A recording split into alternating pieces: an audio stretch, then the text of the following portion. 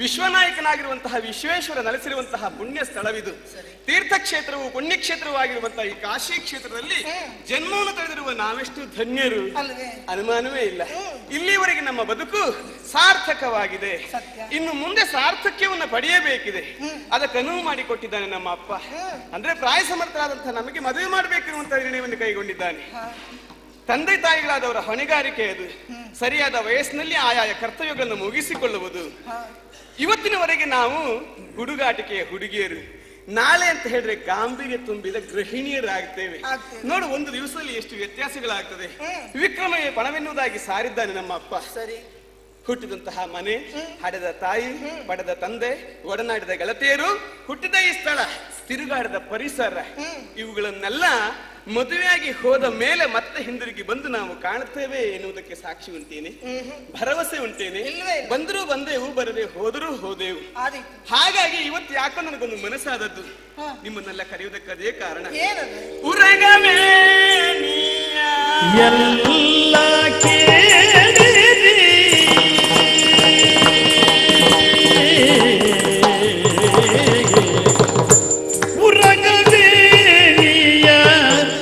ಎಲ್ಲ ಕೇಳಿರಿ ಊರಾಗಬೇಡಿಯ, ಎಲ್ಲ ಕೇಳಿರಿ ಸುರನದಿಯೋ ಈ ದಿನದೊಳೆರಗದಿ, ಸುರನದಿಯೋ ಈ ದಿನದೊಳೆರಗದಿ.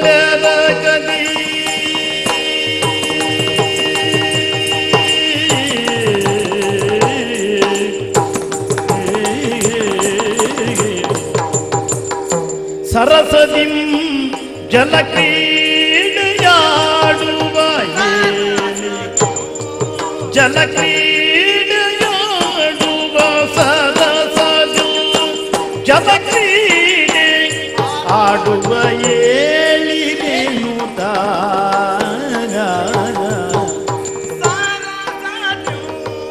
ಜಲಕ್ರೀಡೆಯಾಡುವ ಕ್ರೀಡೆಯಾಡುವ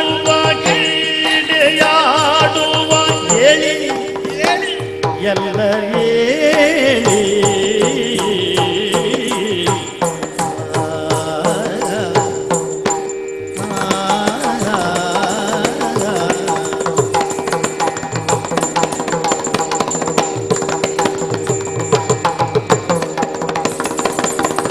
ಸರಸಜೋ ಜಲ ಕ್ರೀಡೆಯಾಡು ಹೇಳಿರೆನುದು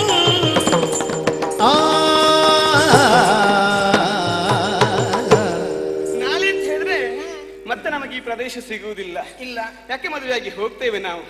ಹಾಗಾಗಿ ಇಲ್ಲಿಯವರೆಗೆ ನಮ್ಮ ಒಡನಾಡಿಗಳ ಜೊತೆಯಲ್ಲಿ ಆಡಿ ಓಡಿರುವಂತಹ ಪರಿಸರಕ್ಕೆ, ಪ್ರದೇಶಕ್ಕೆ ಹೋಗಿ ಬರಬೇಕು ಅಂತ ನನಗೆ ಆಸೆ. ಬರ್ತೀನಿ ನನ್ನ ಜೊತೆಗೆ. ಕೇಳಬೇಕೇನೆ ಅಂದ್ರೆ ಒಂದು ಕಾಲು ಎತ್ಕೊಂಡೇ ಇದ್ದೆ, ಕಾಲಿಗೆ ನೋವಾಗಿದ್ಯಾ? ಹಾಗಲ್ಲ, ಎಷ್ಟೊತ್ತಿಗೆ ಕರೀತೀನಿ ನಿನ್ನ ಜೊತೆ, ಎಷ್ಟೊತ್ತಿಗೆ ಬರೋದು ಎನ್ನುವ ಹಾಗೆ ಅಷ್ಟು ಆಸಕ್ತಿಯಿಂದಿದ್ದವಳು ನಾನು. ಪುಣ್ಯತಮವಾದಂತಹ ನದಿ ಗಂಗಾದೇವಿ ಹರಿತಾ ಇದ್ದಾಳೆ ನದಿಯಾಗಿ. ಅಲ್ಲಿ ಸ್ನಾನವನ್ನು ವಿರಚಿಸಿದೆವು ಅಂತಾದ್ರೆ ಬಿಂದು ಮಾತ್ರದಿಂದ ಸಹಸ್ರ ಸಂಖ್ಯೆ ಪಾಪಗಳು ನಮಗೆ ಅಂಟಿರುವಂತಹದ್ದು ಲೇಪವಿಲ್ಲದೆ ಲೋಪವಾಗಿ ಹೋಗ್ತದೆ, ನಾಶವಾಗಿ ಹೋಗ್ತದೆ ಅಂತ ಹೇಳಿದ್ರು. ಹಾಗಿದ್ರೆ ಇಲ್ಲಿಯವರೆಗೆ ಏನಾದ್ರೂ ತಿಳಿಯದೆಯಾ? ಮಾಡದಿದ್ರೆ ಅದು ತೊಳೆದು ಹೋಗ್ಲಿ ಅಂತೆ. ತಡ ಮಾಡುವುದು ಯಾಕೆ? ಹೊರಟುಬಿಡೋಣವಂತೆ.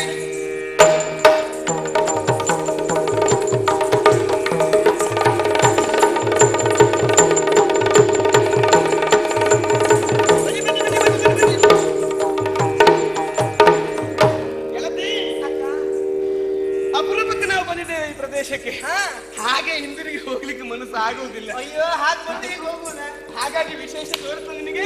ಏನಕ್ಕ? ನೋಡು ನೋಡು ಗೆಳತಿ, ಚೈತ್ರ ಕಾಲ ಬಂದಿದೆ. ನೋಡು ನೋಡು ನೋಡು ನೋಡು ಗೆಳತಿ, ಚೈತ್ರ ಕಾಲ ಬಂದಿದೆ. ಮೋಡಿ ಮಾಡಿ ಮೋಡಿ ಮಾಡಿ ಮೋಡಿ ಮಾಡಿ ನನ್ನ ಮನಕ್ಕೆ ಹರುಷ ತಂದಿದೆ. ಮೋಡಿ ಮಾಡಿ ಮೋಡಿ ಮಾಡಿ ಮೋಡಿ ನನ್ನ ಮನಕ್ಕೆ ಹರುಷ ತಂದಿದೆ. ನೋಡು ನೋಡು ಗೆಳತಿ ಚೈತ್ರ ಕಾಲ ಬಂದಿದೆ.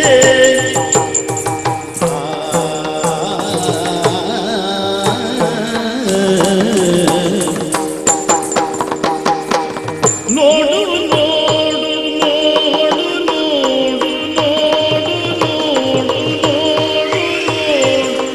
ನೋಡು ನೋಡು ಗೆಳತಿ ಚೈತ್ರ ಕಾಲ ಬಂದಿದೆ. ನೋಡು ನೋಡು ನೋಡು ನೋಡು ನೋಡು ಗೆಳತಿ ಚೈತ್ರ ಕಾಲ ಬಂದಿದೆ. ಚೈತ್ರ ಕಾಲ ಬಂದಿದೆ. ಚೈತ್ರ ಕಾಲ ಬಂದಿದೆ.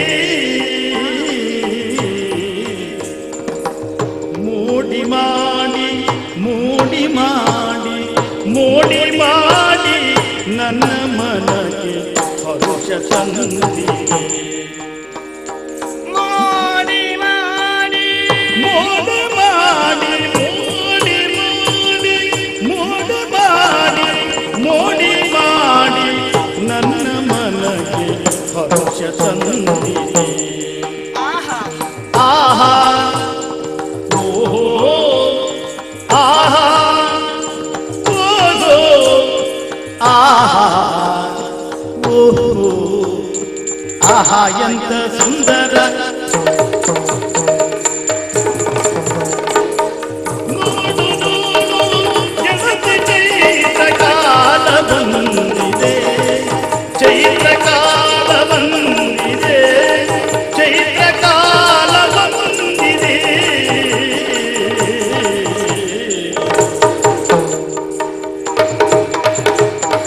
ಜೋಡಿಯಾಗಿ ಮರದ ಮೇಲೆ ಕುಳಿತ ಗಿಳಿಯನು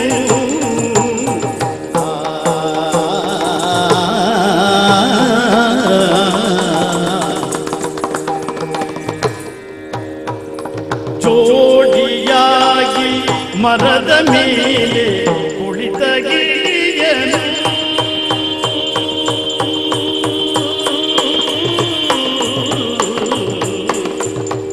ಜೋಡಿಯಾಗಿ ಮರದ ಮೇಲೆ ಕುಳಿತ ಗಿಳಿಯನು.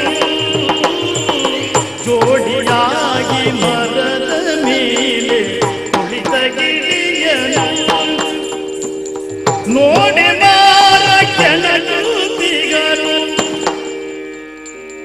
ನೋಡಿ ಬಾರ ಕೆಣಕುತ್ತಿಗರು. ನೋಡೆ ಮಾರ ಕೆಣಕುತ್ತಿಗನು ನುಡಿಯಲೇನನು. ನೋಡೆ ಮಾರಗೆನ ಕುದಿಗರು. ನೋಡೆ ಮಾರ ಕೆಣಕುತ್ತಿಗನು ನುಡಿಯಲೇನನು. ಗೆಳತಿ ನುಡಿಯಲೇನನು. ಆಹಾ ಓಹೋ ಆಹಾ ಓಹೋ ಆಹಾ ಓಹೋ ಆಹಾ ಎಂತ ಸುಂದರ. ನೋಡು ನೋಡು ಗೆಳತಿ ಚೈತ್ರ ಕಾಲ ಬಂದಿದೆ.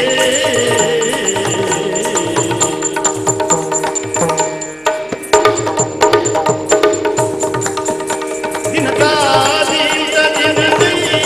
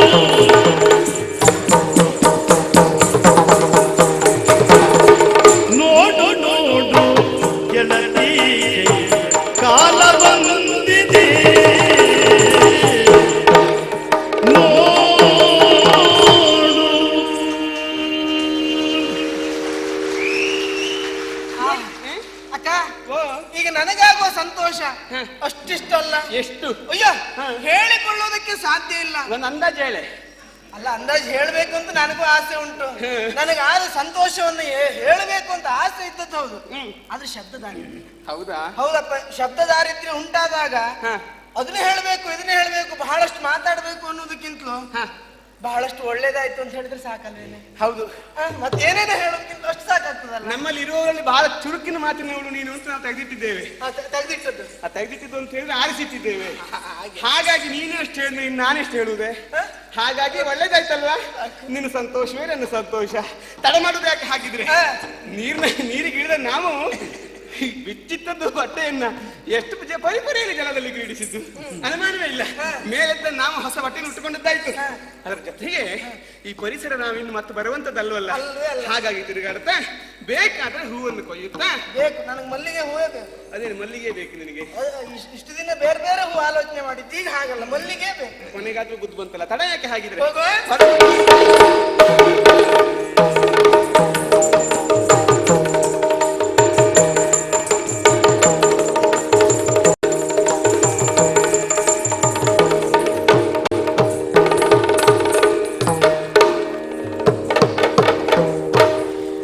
ಇನಿತು ಬಹುಪರಿ ಮಾತನಾಡುತ್ತ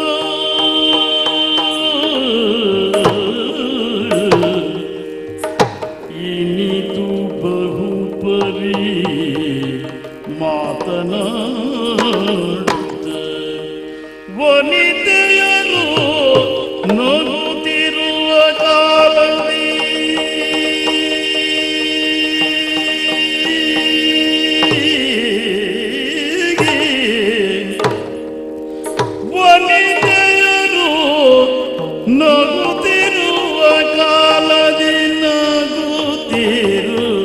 ನಗುತ್ತಿರುವ ಕಾಲದಿ ಜನಪನಾತ್ಮಜೆ ಇವಳು ಜನಪನಾತ್ಮಜೆ ಇವಳು ಜನಪನಾತ್ಮಜೆ ಎಂದು ನಿಶ್ಚಯಿಸಿ ಖಡಬದಿ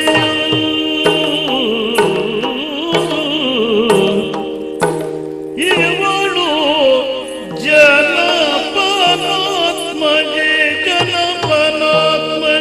ಎಂದು ನಿಶ್ಚಯಿಸಿ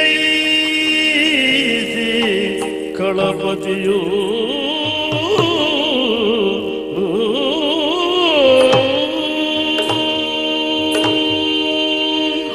ಪಟ್ಟಣವನ್ನು ಸೇರಬೇಕು, ಪ್ರತಾಪ ಸೇನನನ್ನು ಶಿಕ್ಷಿಸಬೇಕು ಎನ್ನುವಂತಹ ಉದ್ದೇಶದಿಂದ ವೇಗಾತಿ ವೇಗವಾಗಿ ಪ್ರಯಾಣವನ್ನು ಕೈಗೊಂಡೆ. ಬಂದು ನಿಂತಿರುವಂತಹ ಈ ವನ ಪ್ರದೇಶದಲ್ಲಿ ಅನತಿ ದೂರದಿಂದ ಕೇಳಿ ಬರುತ್ತಿದೆಯಲ್ಲ, ಯಾರೋ ನಕ್ಕ ಹಾಗೆ ಯಾರಿರಬಹುದು ಏನಿರಬಹುದು ಎಂದು ಆ ಕಡೆ ಲಕ್ಷ್ಯ ಹರಿಸಿ ನೋಡಿದರೆ ಹೆಂಗಸರು ಬರೇ ಹೆಣ್ಣು ಮಕ್ಕಳಲ್ಲ, ಅಂಗಾಂಗಗಳಲ್ಲಿ ಬಂಗಾರದ ಒಡವೆಯನ್ನು ಧರಿಸಿದ್ದಾರೆ. ಇವರ ಚಲನ ವಲನವನ್ನೆಲ್ಲ ಸೂಕ್ಷ್ಮಾತಿ ಸೂಕ್ಷ್ಮವಾಗಿ ಗಮನಿಸಿದಾಗ ಇವರು ಜನಪನಾತ್ಮಜರು ಎನ್ನುವುದು ಅನುಮಾನವೇ ಇಲ್ಲ. ಏನೇ ಇರಲಿ, ನಾನು ಹೊರಟಿರುವಂತಹ ಉದ್ದೇಶ ಯಾವುದು? ಆ ಹೆಣ್ಮಕ್ಕಳನ್ನು ಮದುವೆಯಾಗಬೇಕು ಅಂತಲ್ಲವೇ? ವನಜಮುಖಿ ಎಳವರಿಸೆ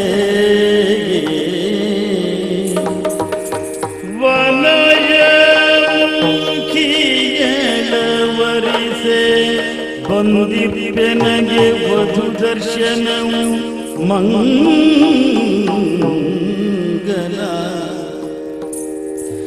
ವನಜಮುಖಿಯಳವರಿಸೆ ಬಂದಿದ್ದೆನಗೆ ವಧು ದರ್ಶನವು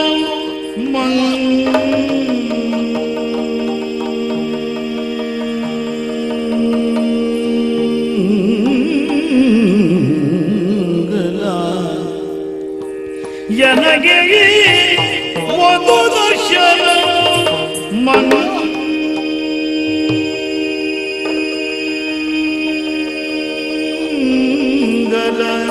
ವಧು ದರ್ಶನವು ಮಂಗಲವೆನುತ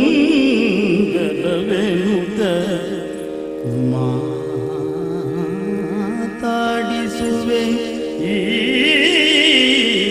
ಈಕೆಯ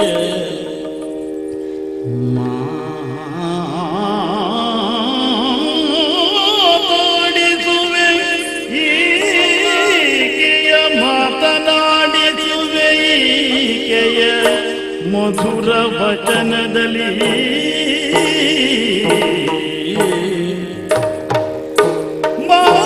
ಮಾತಾಡಿಸುವೆ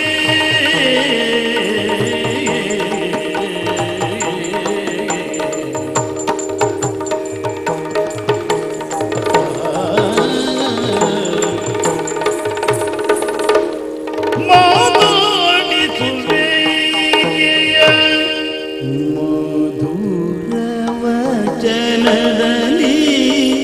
ಮಧುರ ವಚನದಲ್ಲಿ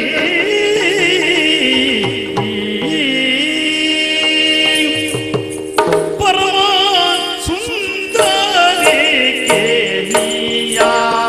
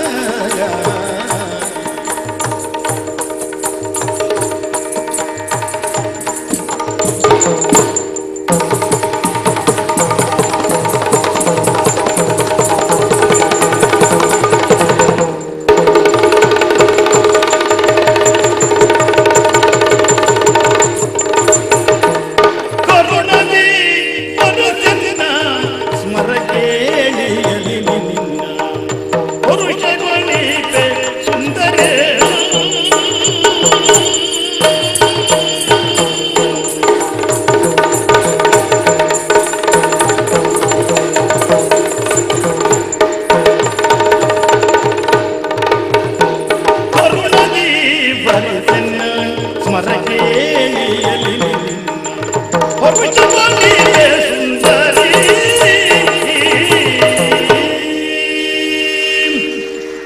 ಓ ಸುಂದರಿ, ಆಹಾ ಕಡಿಮೆ ಆದೀತು. ಓ ಪರಮ ಸುಂದರಿ, ಹ ನಿನ್ನನ್ನೇ ಕರೆದದ್ದು. ನನ್ನನ್ನೇ? ಹೌದು ಹೌದು. ನಿಮ್ಮ ಜೊತೆಗೆ ಬಂದವರು ಯಾರಾದ್ರೂ ಇರಬಹುದು, ಆಹ್, ಅಥವಾ ನನ್ನ ಜೊತೆಗೆ ಇದ್ದಿದ್ದವರು ಯಾರಾದ್ರೂ ಇರಬಹುದು. ಸ್ವಲ್ಪ ಆಚೀಚೆ ನೋಡಿದ್ದು. ನನ್ನ ಜೊತೆಗೆ ಬಂದವರಿರ್ಲಿ ಅಥವಾ ನಿನ್ನ ಜೊತೆಗೆ ಬಂದ ಇನ್ಯಾರೋ ಇರಲಿ, ಹಾ.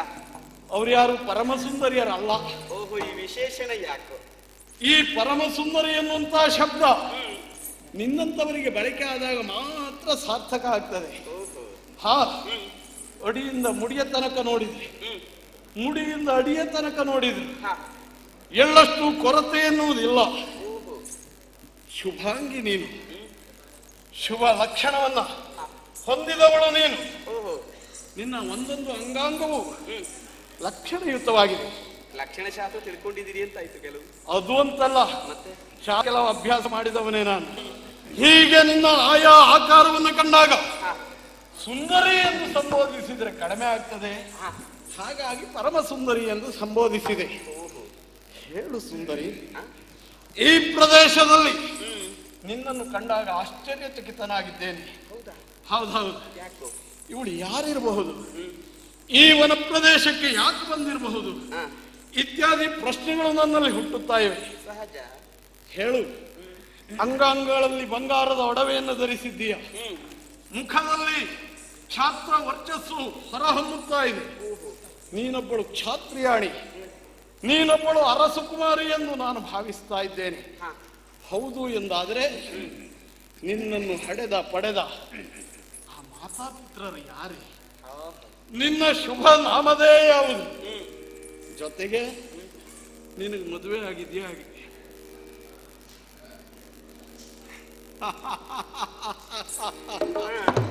ಮದುವೆ ಆಗಲಿಲ್ಲ.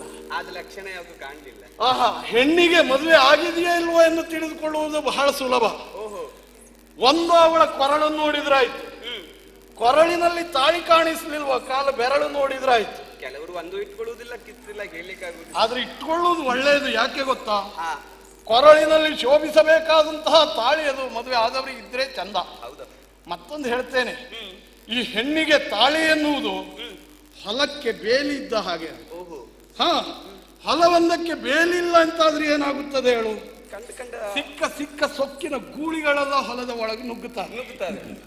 ಹೆಣ್ಣಿಗೆ ತಾಳಿ ಇಲ್ಲದೆ ಹೋದ್ರು ಹಾಗೆ. ಕಂಡವರು ಕಣ್ಣು ಹಾಕುತ್ತಾರೆ. ಮತ್ತೆ ಕೊರಳಿನಲ್ಲಿ ತಾಳಿ ಒಂದು ಉಂಟು, ಆ ಹೆಣ್ಣು ಹೇಳಬೇಕು ಅಂತಿಲ್ಲ, ಆ ತಾಳಿಯೇ ಹೇಳುತ್ತದೆ ನೀವು ಇನ್ನೂ ಮುಂದೆ ಬರಬೇಡಿ, ಅಲ್ಲೇ ತಾಳಿ ಎಂದು. ಹಾಗಾಗಿ ಆ ತಾಳಿ ನಿನ್ನ ಕೊರಳಿನಲ್ಲಿ ಇಲ್ಲ.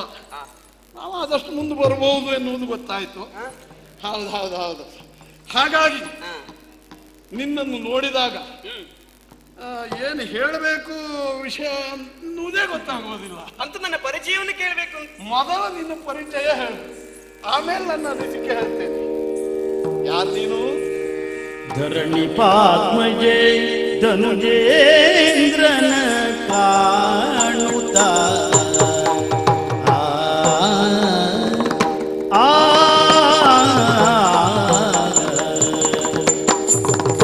ಧರಣಿ ಪಾತ್ಮಜೆ ಧನುಜೇಂದ್ರನ ಕಾಣುತ್ತ ಧರಣಿ ಪಾತ್ಮಜೆ ಧನುಜೇಂದ್ರನ ಕಾಣುತ್ತ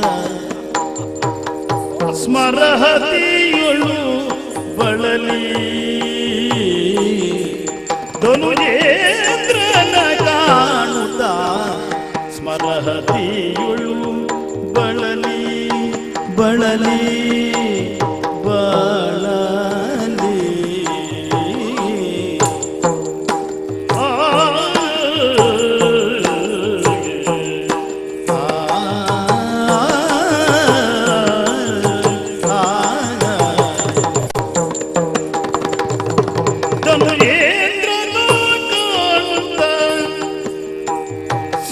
ಸ್ಮರಗತಿಯುಳು ಬಳಲಿ ಬಳಲಿ ಬಳಲಿ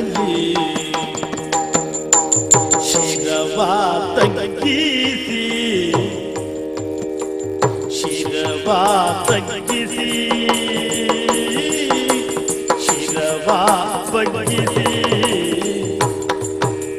ಶಿರವ ತಗ್ಗಿಸಿ ಕಾಶಿಪತಿಯ ಕುವರಿಯನ್ನ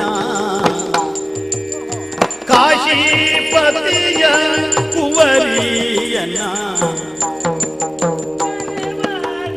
ಅಂಬೆ ಎಂದು ಎನ್ನ ಕರವರು ಅಂಬೆ ಎಂದು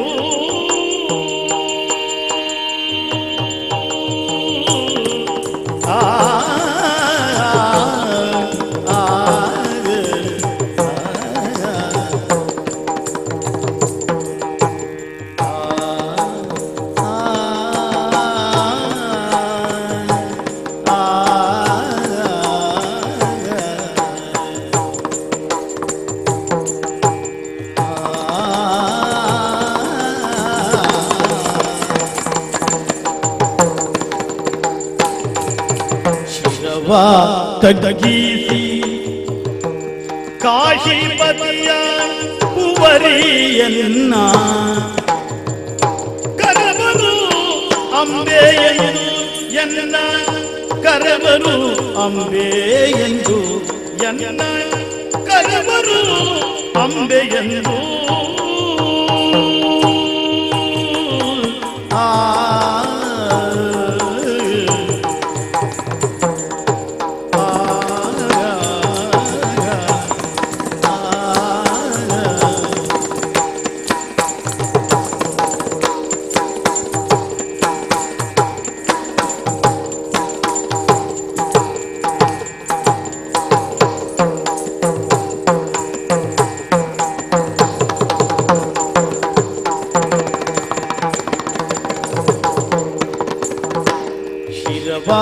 ತಗ್ಗಿಸಿ ಕಾಶಿಪತಿಯ ಕುವರಿಯನ್ನ ಕರವರು ಅಂಬೆ ಎಂದು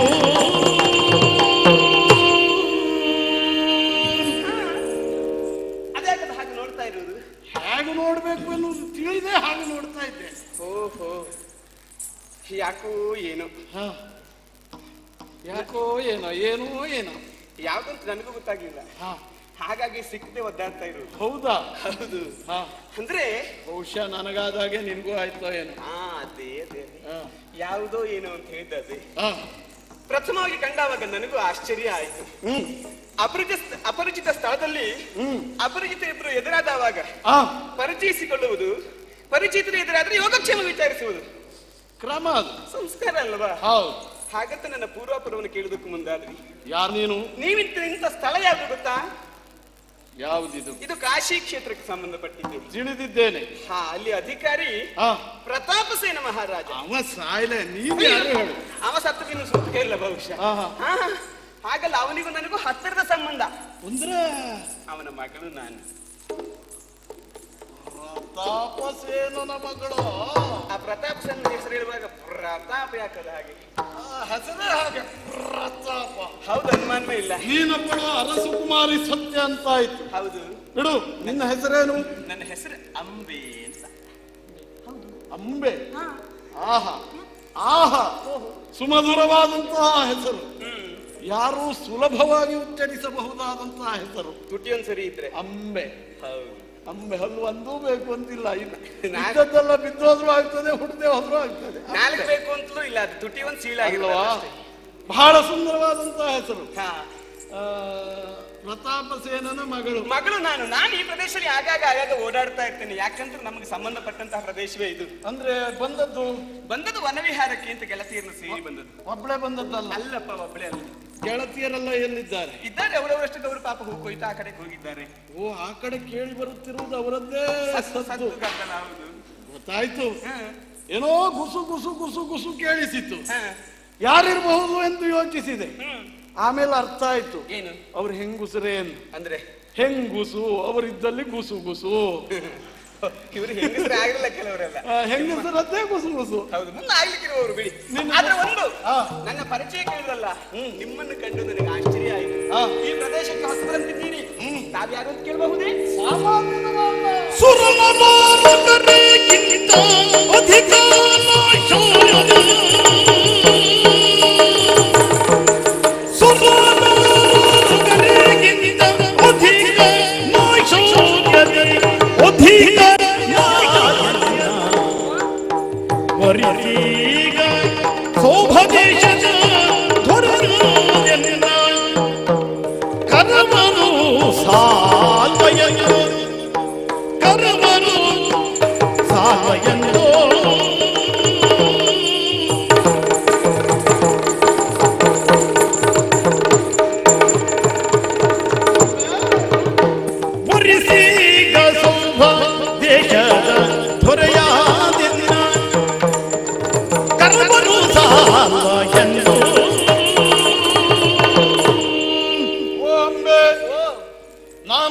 ಸಾಮಾನ್ಯದವಲ್ಲ. ಕಂಡ್ರೆ ನನಗೆ ಹಾಗೆ ಅನಿಸಿತ್ತು. ವರ್ತಮಾನ ಕಾಲದಲ್ಲಿ ನಾನೊಬ್ಬ ಸ್ಥಾನಾಪನ್ನ ವ್ಯಕ್ತಿ. ಹೌದೇ? ಹೌದು. ಎಲ್ಲಿಯವರು, ಯಾರು, ಕೇಳಿದ್ದೀಯಾ? ಯಾವುದು? ಸೌಭದೇಶ ಎನ್ನುವುದೊಂದಿದೆ ಎಂದು. ಹಾ, ಆ ಸೌಭದೇಶವನ್ನಾಡುವಂತಹ ಅರಸು ನಾನು. ಸಾಲ್ವಾ ತಾವು ಅರಸು? ಅರಸುಗಳು ಅರಸ ನಾನು. ಹೌದೇ? ನೀನು ತೋರಿದ್ರೆ ನಾ ಏನ್ ಹೇಳ್ತೇನೆ. ಸರಿಯಪ್ಪ. ಹಾಗಾಗಿ ಅದು ಬೇಡ, ಅದು ಕೂಡದು. ಅದಲ್ಲ ನಾನು ಹೇಳಿದ್ದು. ನಾನು ಸೌಭೇಶ. ತೋರುವ ಮುಖದ ಗಾಂಭೀರ್ಯದಲ್ಲಿ ಆ ಅರಸುತನ ಎದ್ದು ಕಾಣ್ತದೆ. ನೀನು ಏನೇನೋ ಹೇಳುವುದಕ್ಕೆ ಹೋಗಬೇಡ, ಹೇಳುವುದನ್ನು ಸರಿಯಾಗಿ ಕೇಳು ಅಂತ ಹೇಳಿದ್ದು. ನಾನು ಅದಕ್ಕಾಗಿಯೇ ಹೇಳಿದ್ದೆ. ಹಾಗಾಗಿ ಸೌಭದೇಶವನ್ನಾಡುವಂತ ಅರಸು ಪರಾಕ್ರಮದಲ್ಲಿ ಅಧಿಕ ಅಂತಹ ಸತ್ವಶಾಲಿ ನಾನು. ಇದೆಲ್ಲ ಸತ್ಯ. ಮುಂದಿನ ವಿಷಯ ಹೇಗೆ ಪ್ರಸ್ತಾಪ ಮಾಡಬೇಕು ಎನ್ನುವುದೇ ಗೊತ್ತಾಗುವುದಿಲ್ಲ ನಮಗೆ. ಆ ವಿಷಯ ಹೇಳಿದ್ರೆ ಆಗ್ತದೆ. ಅಲ್ಲ, ವಿಷಯ ಹೇಳುವುದೇ ಕಷ್ಟ ಆಗಿದೆ ಅಂತ. ಶಬ್ದಗಳನ್ನು ಜೋಡಿಸಬೇಕಾಗ್ತದೆ. ಹೇಗೆ ಹೇಳಿದೆ? ಬಾಯಿಲಿ ಹೇಳಿ. ಹೇಗೆ ಅಂಬೆ? ಓ, ನಾವೆಲ್ಲ ಹೇಳುವುದರಲ್ಲೇ ಅಲ್ಲ, ಎಲ್ಲರೂ ಸಮಸ್ಯೆ ಯಾಕಾಯ್ತು? ಹೇಗೆ ಹೇಳಿದೆ ವಿಷಯ?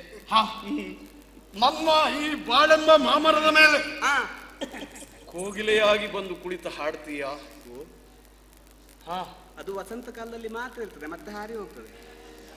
ಬರುಡ ಭೂಮಿಯ ಮೇಲೆ ಮುಂಗಾರು ಮಳೆ ಬಂದ ಹಾಗೆ ಬರುತ್ತೀಯ. ಬೇಸಿಗೆಯಲ್ಲಿ ಎಲ್ಲಿ ಹೋಗ್ಲಿ ಅಂತ ಹೇಳುವುದು. ಮತ್ತು ಸರಿಯಾಗಿ ಹೇಗೆ ಹೇಳಿದೆ? ಮೊರೆಸುತ್ತೀಯ ನನ್ನನ್ನು. ಓ, ಇದಿಷ್ಟು ನೇರ ಕೇಳಿದ ಆದ್ರೆ ಒಂದುಂಟು. ಪರಮ ವಿಕ್ರಮದೋಳು ಸಕಲ ಗೆಲಿದವರ್ಗಿ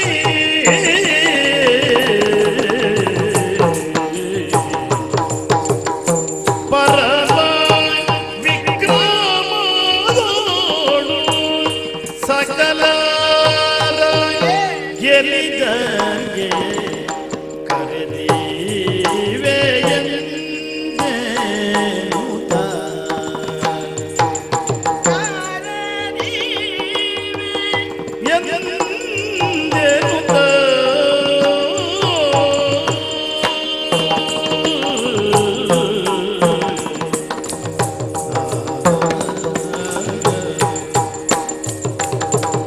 ಸಕಲ ಗೆಲಿದವರ್ಗೆ ಕರೆದೀವೆ ಎಂದೆನುತ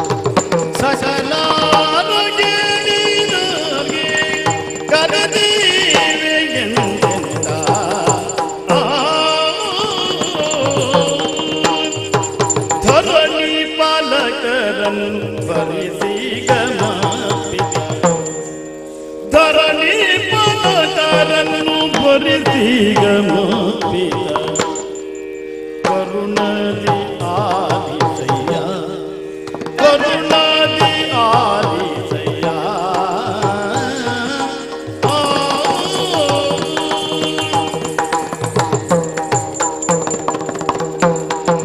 ಧರಣಿ ಪದಕರನ್ನು ಬರಿದೀಗ ಮಾಪಿದ ಕರುಣಾದಿ ಆದಿತಯ್ಯ ಕರುಣಾದಿ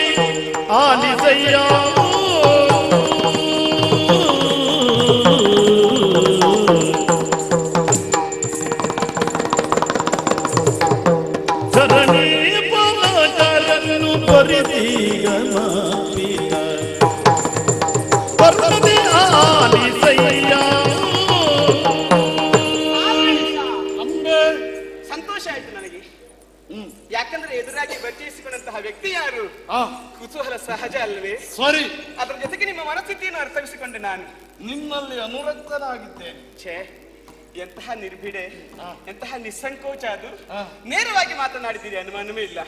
ಹಾಗಂತ ಹೂವಂತ ಹೇಳಲೆ ಒಂದು ವಿಷಯ ನಿಮಗೆ ತಿಳಿಸಲೇಬೇಕು ನಾನು. ಏನು? ನಮ್ಮ ಮದುವೆ ಅಂತ ಈಗಾಗಲೇ ನಮ್ಮ ಅಪ್ಪ ನಿರ್ಣಯಿಸಿದ್ದಾನೆ. ನಿಮ್ಮನ್ನು ಕೈ ಹಿಡಿಯುವ ಆ ಪುಣ್ಯಾತ್ಮ ಯಾರು? ಅವ ಯಾರು ಅಂತ ನಿಶ್ಚಯ ಆಗಿಲ್ಲ, ನಮ್ಮ ಮದುವೆ ನಿಶ್ಚಯ ಆಗಿದೆ ಅಷ್ಟೇ. ಮದುವೆ ನಿಶ್ಚಯ ಆದದ್ದು ಹಾಗೆ ವಿಕ್ರಮವೇ ಬಣವೆನ್ನುವುದಾಗಿ ಸಾರಿದ್ದಾರೆ. ದೇಶದ ಅಲ್ಲ, ಪ್ರಪಂಚದ ಯಾವೆಲ್ಲ ಮೂಲೆ ಮೂಲೆಯಿಂದ ಅರಸು ಮಕ್ಕಳನ್ನ ಕರೆಸುವುದರ ಮೂಲಕವಾಗಿ ಪರಸ್ಪರರಲ್ಲಿ ಪಣವನ್ನು ಏರ್ಪಡಿಸಿ, ಯುದ್ಧವನ್ನು ಏರ್ಪಡಿಸಿ ಎಲ್ಲರನ್ನು ಗೆದ್ದಾಟ ಒಬ್ಬನಿಗೆ ತನ್ನ ಮಕ್ಕಳನ್ನು ಕೊಟ್ಟು ಮದುವೆ ಮಾಡ್ತೇನೆ ಅಂತ ಹೇಳಿದ್ದು. ಹೇಳಿದ್ದು ಮಾತ್ರ ಅಲ್ಲ, ಈಗಾಗಲೇ ಲೇಖನವನ್ನ ಬರೆಸಿ ಅರಸರನ್ನೆಲ್ಲ ಇಲ್ಲಿ ಸೇರಿಸಿದ್ದಾನೆ, ಬರ್ತಾ ಇದ್ದಾನೆ ಈಗ. ಹೇಗೆ ನಾನು ನಿನ್ನಲ್ಲಿ ಅನುರಕ್ತನಾಗಿದ್ದೇನೋ, ನೀನು ನನ್ನಲ್ಲಿ ಅನುರಕ್ತಳಾಗಿದ್ದೀಯ. ಹಾಗಿದ್ರೆ ಇದನ್ನು ಮದುವೆ ಆಗುವುದಕ್ಕೆ ಇರುವ ತೊಡಕು ಯಾವುದು? ಈ ಅರಸ ಮಕ್ಕಳಿದ್ದಾರೆ. ಧರಣೀಶರು ಬಂದರು ಬೆಳೀತಾಯ್ತು, ಧರಣೀಶ ಬಂದರು ಬೆಳೀತಾಯ್ತು. ಮನವಿಗೆ ಸೂರ್ಯ ಆಗುವುದು ಕೇಳಲೆ, ಮನವಿಗೆ ಸೂರ್ಯ ಆಗುವುದು ಕೇಳಲೆ. ನರಸಿಂಹರ ಕೊಪ್ಪದೆಲ್ಲ ಮುಡಿ ಭೂರಿ ದ್ವೇಷವಾಗಿ ಹೊಡೆಯಿಸ.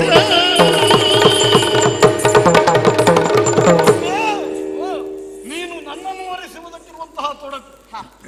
ಅನೇಕ ಅರಸು ಮಕ್ಕಳು ಬಂದು ಸೇರಿದ್ದಾರೆ. ಈಗಾಗಲೇ ಸೇರ್ತಾ ಇದ್ದಾರೆ. ಧಾರುಣೀಶರು ಬಂದಿದ್ದಾರೆ. ಹೌದು, ಧಾರುಣೀಶರು ಬಂದರು, ಒಳಿತಾಯ್ತು. ಅಂದ್ರೆ ಬರಲಿ ಅಂಬೆ, ಬಂದವರಿಗೆ ನಾನು ಸರಿಯಾಗಿ ಬುದ್ಧಿ ಕಲಿಸ್ತೇನೆ. ಅಂದ್ರೆ ನಾನಲ್ಲಿಗೆ ಬರುತ್ತೇನೆ, ಬಂದು ಅವರನ್ನ ಪಕ್ಕು ಬರೆಯುತ್ತೇನೆ, ಸೋಲಿಸುತ್ತೇನೆ. ನೀನು ಮಾತ್ರ ನನ್ನ ಕೈ ಹಿಡಿಯಬೇಕು. ನನ್ನನ್ನು ವಹಿಸುವ ಆ ವಿಘ್ನಗಳನ್ನೆಲ್ಲ ನೀವು ದೂರೀಕರಿಸ್ತೀರಿ. ಖಂಡಿತ. ಕೇಳಯ ಸಾಲ ರಾಜೇಂದ್ರ ಪಿತ, ಕೇಳಯ ಸಾಲ ರಾಜೇಂದ್ರ ಪಿತ, ನಾಳೆಯನ್ನನು ಜಯರ, ನಾಳೆಯನ್ನನು ಜಯರ, ಧೂಲ ದಾಮರಿಯಾರಿ ಇತ್ತಾರಿಯಲಿ, ಧೂಲ ದಾಮರಿಯಾರಿ ಇತ್ತಾರಿಯಲಿ. ನಾನಿನ್ನ ಓಲೈಸಿ ಬರಿಸುವೆನು, ಧೂಲ ದಾಮರಿಯಾರಿ ಇತ್ತಾರಿಯಲಿ. ನಾನಿನ್ನ ಓಲೈಸಿ ಬರಿಸುವೆನು. ಸತ್ಯ ವಿಷಯವನ್ನು ನಾನು ಈಗ ಹೇಳಬೇಕಾಯ್ತು. ಕೇಳೋಣ. ಪ್ರಥಮತಃ ನನ್ನ ಒಲವನ್ನು ಕಣ್ಣಲ್ಲೇ ನೀವು ಪರೀಕ್ಷಿಸಿದ್ರು ಬಾಯಿ ಬಿಟ್ಟು ನಾನು ಹೇಳಿರಲಿಲ್ಲವಾಗಿತ್ತು. ಈಗ ಹೇಳ್ತೇನೆ, ಕೇಳೋಣ. ಹೇಳುವುದಕ್ಕೆ ಸ್ವಲ್ಪ ನಾಚಿಕೆ ಅಡ್ಡಿ ಆಯ್ತು ನನಗೆ. ಬಹಳ ಒಳ್ಳೇದು, ಹೆಂಗಸರಿಗಿದ್ರು ಬಹಳ ಒಳ್ಳೇದು. ಅದು ಗಂಡಸರಿಗೆ ಇಲ್ಲ ಅಂತಲ್ಲ, ಉಂಟು. ಹೆಂಗಸರಷ್ಟಿಲ್ಲ ಅಂತ. ಅದರ ಅಳತೆ ಹಾ, ಸ್ವಲ್ಪ ಕಡಿಮೆ. ಹಾ.